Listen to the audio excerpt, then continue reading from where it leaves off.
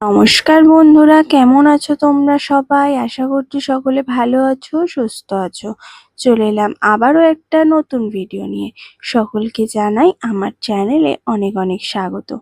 আগের একটা ভিডিওতেই তোমাদের সাথে শেয়ার করেছিলাম আমাদের পুরী যাত্রার ট্রেনের একটি মিনি ব্লগ। আর আজকে আবারও চলে এলাম আমাদের প্রথম দিনের পুরী যাত্রার সমস্ত কিছু ভিডিও নিয়ে। ট্রেন থেকে নেমেই আমরা সকলে চলে গেছিলাম প্রথমেই হোটেলে গিয়ে ফ্রেশ হয়ে নিলাম। আর তারপরেই রেডি হয়ে চলে আসলাম বিচের ধারে। সবাই মিলে বিচের ধারে বেশ খানিকটা সময় কাটালাম, সাথে বেশ স্নানও করলাম বেশ কিছুক্ষণ। আর তারপর এই ডাবটা খেয়ে চলে এসেছিলাম আবারও হোটেলে এসে স্নান করে রেডি হয়ে গোপুসোনাকে নিয়ে আবারও আমরা সকলে বেরিয়ে পড়েছিলাম মন্দির যাবার উদ্দেশ্যে। প্রথমে হোটেল থেকে আমরা একটা টোটো করে এসেছিলাম মন্দিরের কিছুটা দূরে।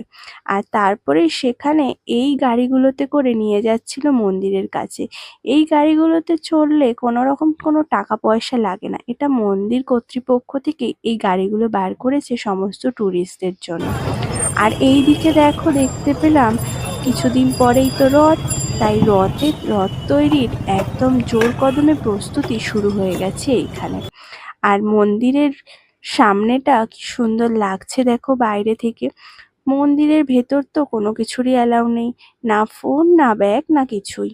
তাই মন্দিরের ভিতরের কিছুই আমি তোমাদের সাথে শেয়ার করতে পারবো না, তাই বাইরে থেকেই মন্দিরটা তোমাদের সাথে শেয়ার করলাম।